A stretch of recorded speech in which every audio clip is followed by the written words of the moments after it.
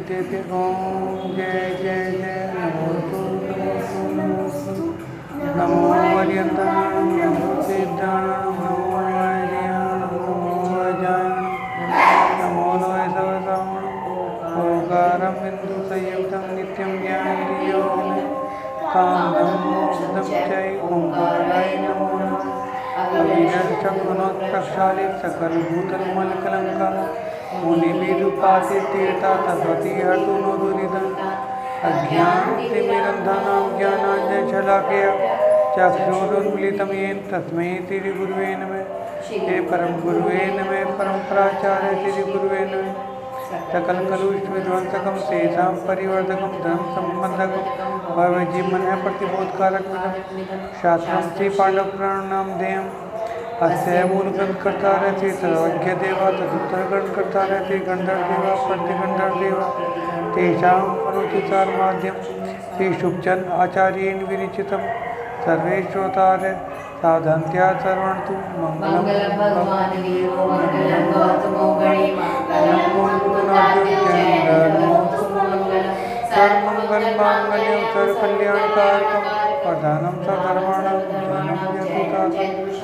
जनं यदुदातं।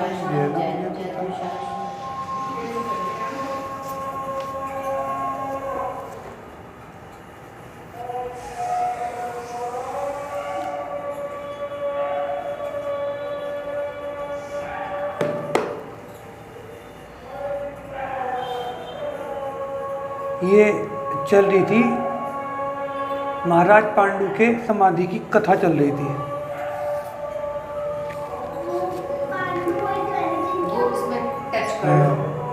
Phone touch कर लो collar के नीचे गिरा पड़ा।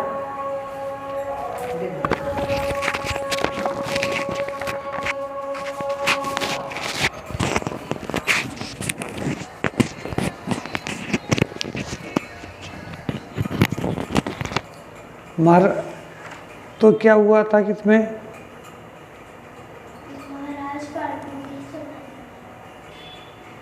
मुझे ऐसा लगा था सोधर्म स्वर्ग में चले गए थे। हाँ यहाँ तक तो आ गया था, ठीक है ना। तो फिर इसमें ऐसा क्यों चल रहा है? अच्छा हाँ वही है। तो इस बात का वर्णन चल रहा है, बेटा ठीक से बैठो मिशु।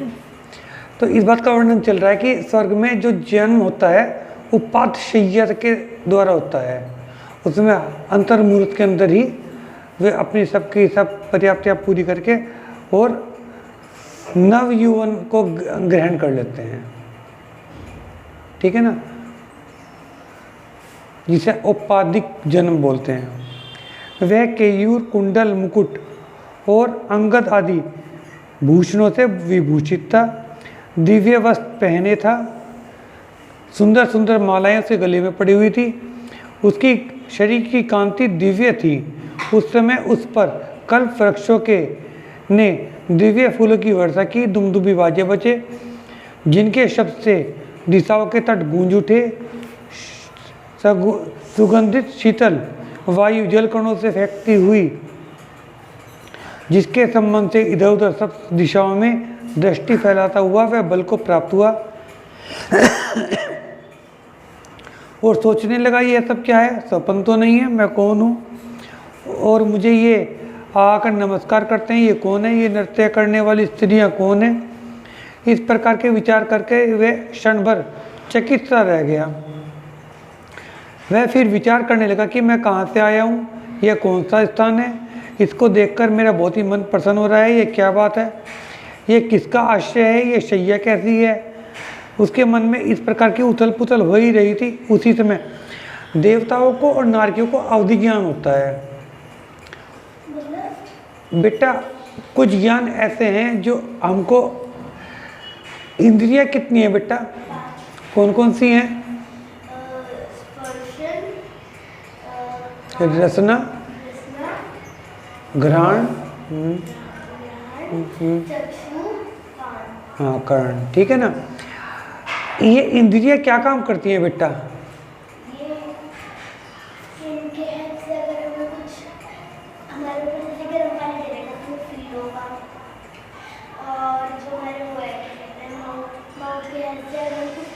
मुंह में लेंगे तो उसका टेस्ट फील होगा। बेटा इनसे हमको क्या होता है, नॉलेज होती है, सेंस होती है, क्या होता है? इससे हमें ज्ञान होता है। हमें ये पता चलता है कि कोई चीज़ देखने में कैसी है, सूंघने में कैसी है, छूने में कैसी है। ठीक है ना मिशु, आँख नहीं मिलती बेटा, ठीक है ना, हमें इनसे नॉलेज होती है। ठीक है ना, क्या हम कल्पना कर सकते हैं कि अगर हमारे स्पर्शन ना हो, रसना ना हो, घ्राण ना हो, चक्षु ना हो, करण ना हो, तो हमें क्या ज्ञान में हो जाएगा? नहीं। बेटा हमें, कौन सी चीज क्या है कुछ पता चलता है? बेटा अगर हम बहुत अच्छी तरह से ध्यान लगाएं हमें तो भी ज्ञान होता है। अब जैसे तूने कोई चीज़ याद की है, ठीक है ना, याद कर ली एक बार, उसके बाद दोबारा से याद आती है नहीं आती है? वो कैसे याद आ पा रही है दोबारा से? दिमाग के कारण। यानी कि दिमाग से भी ज्ञान हो रहा है। ठीक है ना, जिसको तुम दिमाग कहते हो उसे मन कहते हैं, मन के द्वारा भी ज्ञान हो रहा है। ठीक है ना, हम अगर आप वीडियो गेम देख रहे हो या आप कोई प्रोग्राम देख रहे हो टीवी पर, आपको पता चल जाता है कि अगली बार क्या होने वाला है, पता चल जाता है, क्या वो देखा है? तुम चीज देख चुके हो, भले ही वो इस टाइम याद नहीं है, लेकिन उसकी स्मृति कभी ना कभी हो जाती है। तुम एकदम कहते हो हाँ मम्मी ऐसा हुआ था, देखो तुमने देखा था ना ऐसा, या ऐसा फील किया था ना, वो कभी ना कभी हमारे को ध्यान आ जाती है बात। बेटा जैसे तू कार्टून देखती है, उसमें अगली बार क्या होने वाला है तुझे पहला आइडिया हो जाता है नहीं हो जाता है? अगली बार क्या होने वाला है, ठीक है ना। ये कौन से प्रोग्राम देखती है? चल डोरेमोन क्या करने वाला है, या नोबिता क्या करने वाला है, जियान क्या करने वाला है, पता चल जाता है ना। पहले क्या देखा था वो करते होते हुए? सुना था, सूंघा था, टेस्ट किया था। यानी कि इन 5 इंद्रियों के अलावा भी कोई चीज़ ऐसी है जिससे हमें ज्ञान हो जाता है। ठीक है ना, मन से हो जाता है। बेटा हमको तो केवल इन 5 इंद्रियों और मन से ही ज्ञान होता है। ऐसे भी जीव हैं जिनको मन और इंद्रियों के अलावा भी ज्ञान होता है। उन ज्ञान की हम कल्पना नहीं कर सकते क्योंकि हमारे पास वो ज्ञान नहीं है, और ऐसे ज्ञानियों को हमने देखा भी नहीं है, ऐसे ज्ञानियों को हमने महसूस भी नहीं किया है।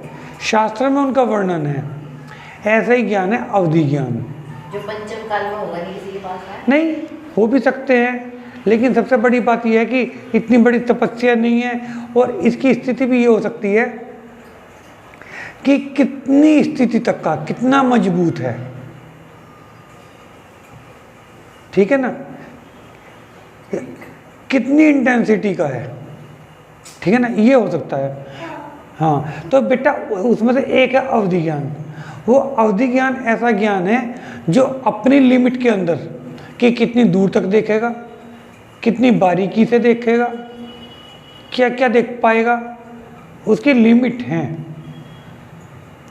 तो नरक वालों को और स्वर्ग वालों को ये ज्ञान होता है। तो पापा मतलब नर्क वालों ने भी कुछ पुण्य नहीं किया होगा। बेटा नरक वालों को अच्छा वाला नहीं होता, मिशु आंखों से हाथ हटा। नरक वालों ने अच्छा काम नहीं किया, अच्छा काम करते तो नरक में न जाते।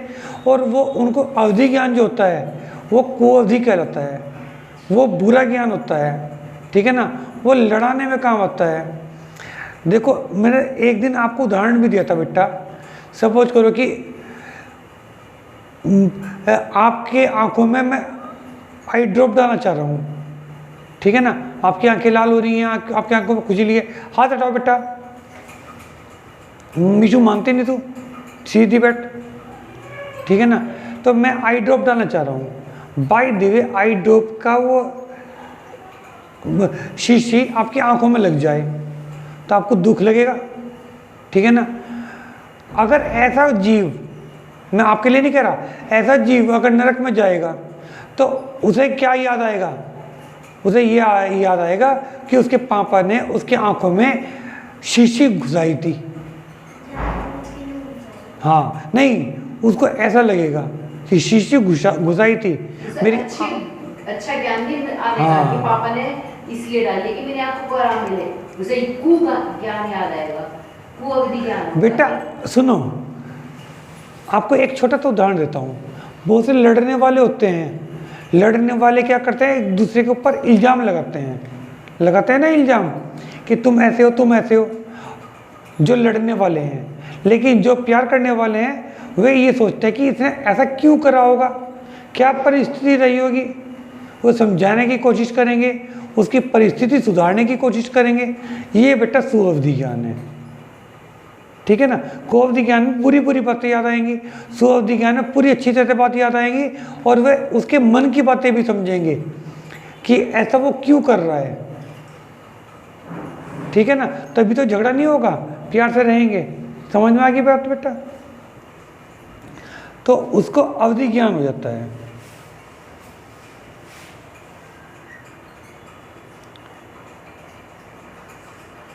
जिसके द्वारा उसने पांडवों का सब हाल जान लिया और यह भी जान लिया कि मुझे तब का यह फल मिला है, यह दिव्य है, यह देवता का स्थान स्वर्ग है, और ये जो नमस्कार कर रहे हैं देव हैं, और वह ये देवताओं का विमान है।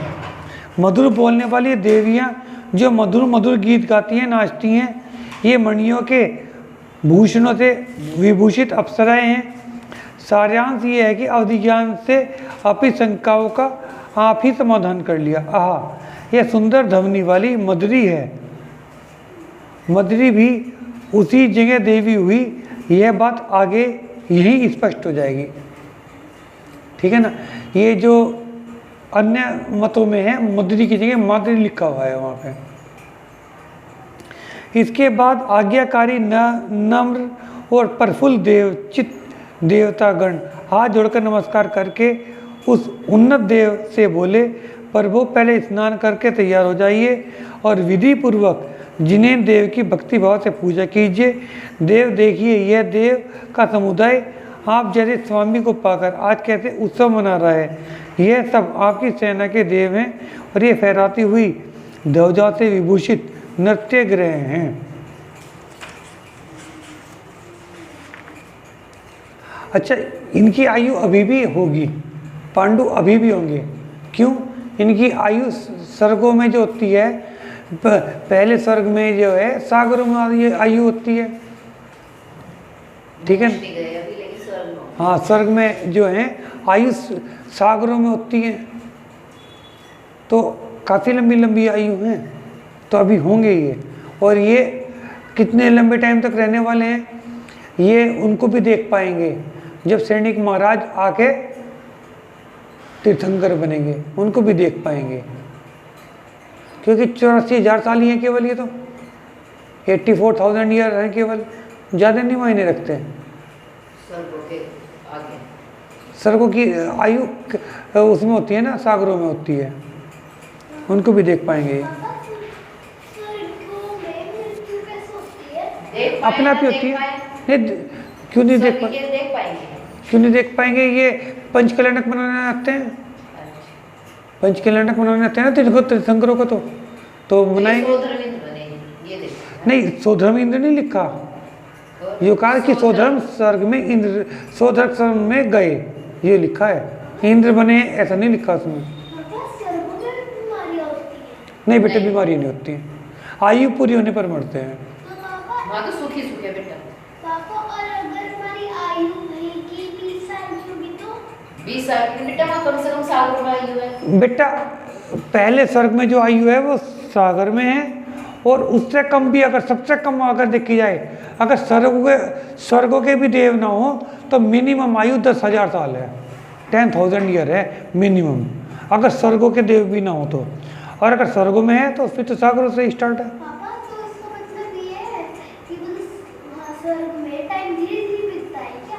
नहीं, यहाँ के हिसाब से बता रखा बेटे, वहाँ पे तो है ना दिन रात हो ही नहीं रहे, यहाँ के हिसाब से बता रखा। तो सोते नहीं स्वर्ग में? बेटा उन्हें सोने की आवश्यकता नहीं पड़ती, हमारा शरीर थकता है इसलिए हम सोते हैं, उनको सोने की आवश्यकता नहीं पड़ती। तो बाबा, मतलब जो होता है देव, उनकी बॉडी नहीं होती है? बेटा बॉडी तो होती है, बॉडी भी कई तरह की होती है, बॉडी भी कई तरह की होती है बेटा, 5 प्रकार की बताई।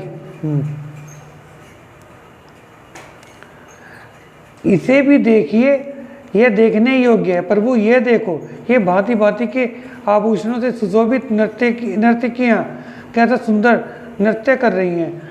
हे अमरेश्वर, अमरेश्वर का मतलब अमर ईश्वर यानी देव, आप इस समय इस विभूति के स्वामी हुए हैं और ये सब आपके देवत्व का फल पाया है, इसलिए आप चलिए और योग्य क्रियाओं को कीजिए। उनके कहने से उस देव ने अपने कर्तव्य कर्म थे वे सब किए और इस प्रकार सुखी देव कल्प वृक्षों से उत्पन्न हुए भोगों को भोगता हुआ सुख चैन से समय बिताने लगा।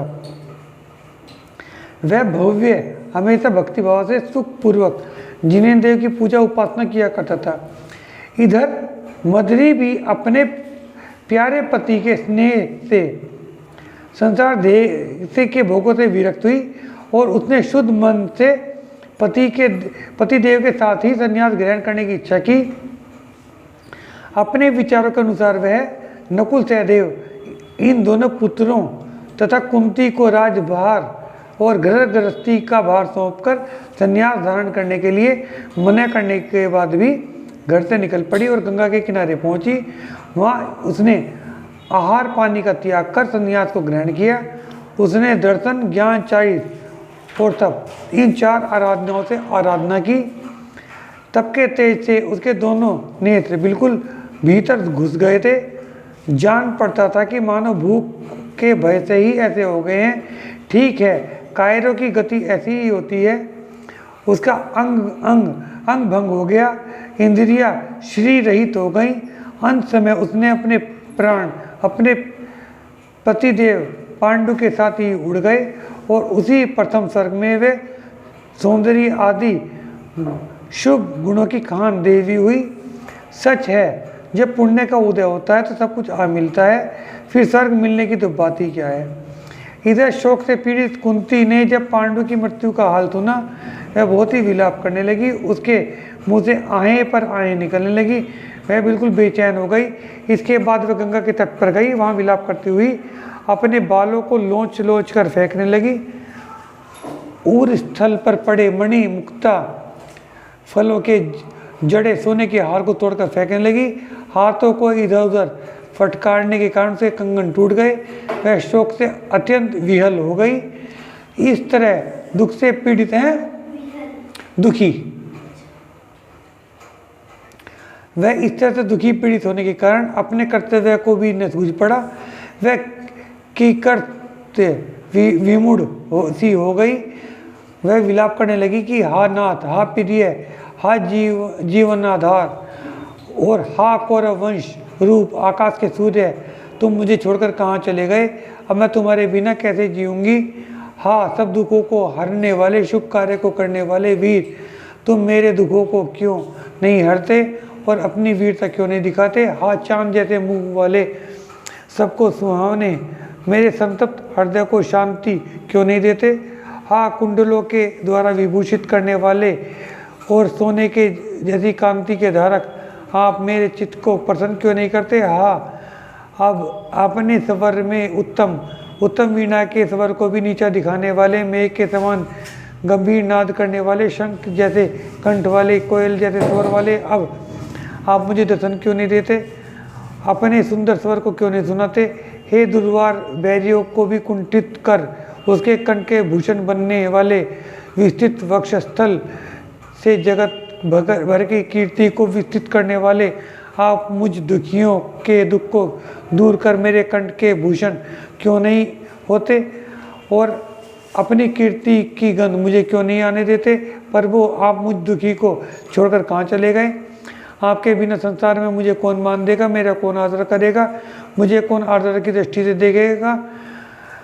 ना तुम्हारे बिना महल सूना हो गया है, अब शोभा नहीं पाता है, भला इसे एक बार तो फिर से शोभित कीजिए। स्वामिन, तुम्हारे बिना मैं अत्यंत दुखी हो गई हूँ।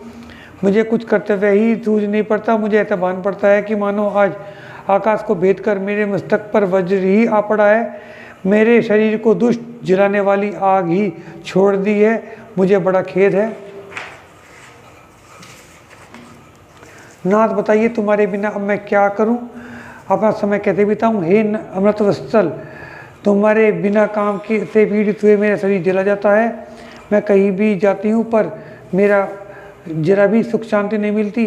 इसलिए हे पुरुषोत्तम, मुझ पर प्रसन्न होकर एक बार प्रेम भरे शब्द बोलिए। तुम्हारे बिना न तो मुझे भोजन रुचता है न पानी, पर वो ऐसे उत्तम और सब तरह के परिपूर्ण राज्य को छोड़कर तुमने यह क्या किया? महाप्रिय, तुमने मुझे ऐसी दुख में अवस्था को क्यों दिखाया? देखिए तो तुम्हारे बिना ये पवित्र पुत्र क्या करेंगे? किससे शिक्षा पाएंगे? किसके पास जाकर प्रसन्न होंगे? धराशीष, मैं आपके बिना धीरज कैसे रखूंगी? भला कहीं वृक्ष के बिना बेल निराधार रह सकती है? शुभांकर, जरा सोचिए, मैं तुम्हारे बिना अब यह आपकी वल्लभा शोभा कैसे पाएगी? क्या चांद के बिना कहीं रात की शोभा होती है? देह, तुम्हारे बिना मुझे विरस श्रृंगार आदि वीन का आदर कौन करने चला? क्या कहीं कोई विरस जल विहीन सूखे सरोवर को भी आदर की दृष्टि से देखता है? सच तो यह पति के बिना स्त्री कहीं भी चैन नहीं पाती, जैसे कि मंडियों के बिना हार लता सुशोभित नहीं होती। कुंती के इस तरह से रोने बिलखने को सुनकर कौरव भी विलाप करने लगे। युधिष्ठिर आदि के मुंह आंसू से भीग गए, वे विलाप करने लगे। यह उत्तम राज्य आपने छोड़ दिया है, अब आपके बिना बिल्कुल शोभा नहीं पाता। जिस तरह से चाहे कितनी ही सुस्वाद भोजन क्यों न बनाओ, वह नमक के बिना अच्छा नहीं लगता। देव, जबकि आपने सब छोड़ दिया है, अब हमारी शोभा होना ही असंभव सा है। क्या कहीं बिना दांतों के हाथी की शोभा संभव है? और जिस तरह से बिना दांतों के हाथी राजा गण कदर नहीं करते, उस तरह से हमारी भी इज्जत नहीं करेंगे। पर वो आपके बिना ये राज्य भी तो हमारी शोभा के लिए नहीं हो सकता।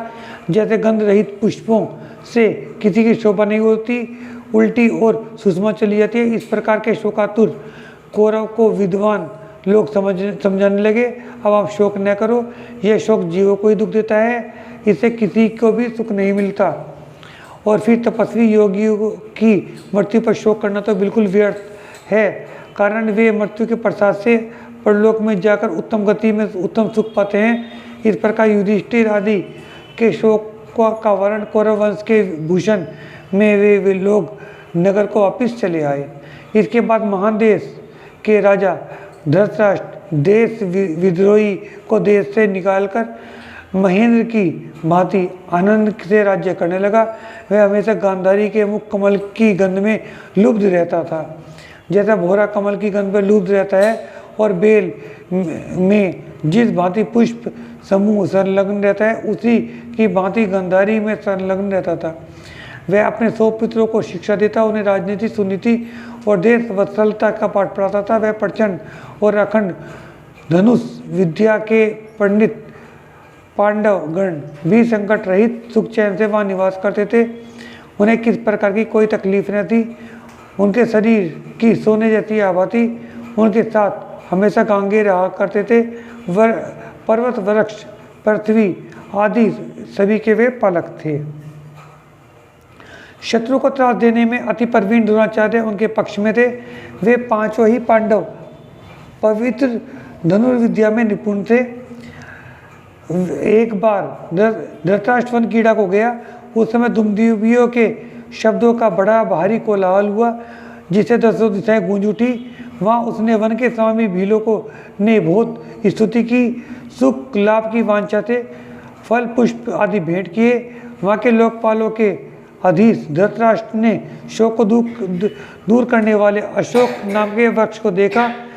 वह ऐसा जान पड़ता था, देखा ऐसे कह रहे हैं, ऐसा लग रहा धृतराष्ट्र हम देनी थे।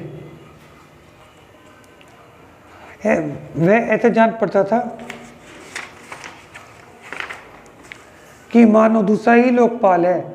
वहाँ पर उसकी दृष्टि एक स्फटिक की दर्पण जैसी निर्मल शिला पर पड़ी, वैसी शिला सी दिखाई पड़ती थी।